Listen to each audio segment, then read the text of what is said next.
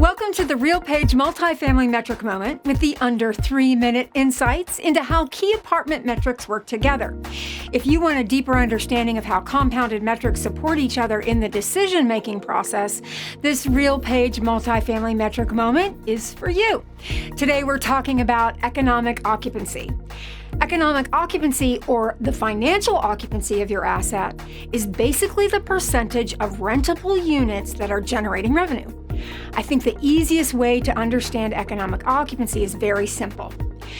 Imagine you own a building with 100 apartments and the market rent is $100 for every apartment. If every apartment is full and paying market rent, net rental income would be $10,000 and our economic occupancy would be 100%.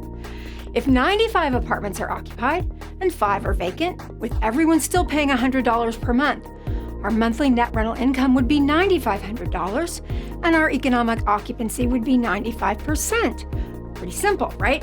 But let's add in concessions, mid-month move-ins, move-outs, employee apartments, and bad debt. And that makes it a little bit more complicated than my simple formula, but you get the idea. The easiest way to calculate economic occupancy is to divide the net rental income by gross potential rent after deductions. Now, economic occupancy is not an easy metric to improve, so many factors are involved.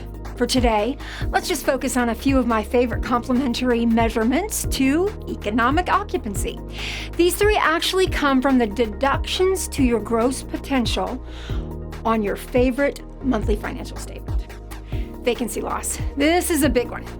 Vacancy loss is the largest contributor to low economic occupancy, and why occupancy and availability are so important to everyone, from a leasing consultant to a CEO in the world of multifamily. Keep your vacancy loss low to keep your economic occupancy high. Total concessions. Doesn't matter if they're recurring or if they're one-time concessions, they're another big contributing factor to economic occupancy. Every penny of rent you give away lowers that economic occupancy. And bad debt. Delinquency is not accounted for on the financial statement until a resident moves out, and then it becomes bad debt. What are the common denominators in your bad debt residents? Find and attack those issues, which will help increase economic occupancy by reducing bad debt. So there you have it, a few compounded metrics and measurements that help identify economic occupancy and the opportunities to improve, which is an important indicator to the health of your asset and financial statement. Thanks for joining me today, and be sure to look for the next episode of the RealPage Multifamily Metric Moment next month. Good luck and good leasing.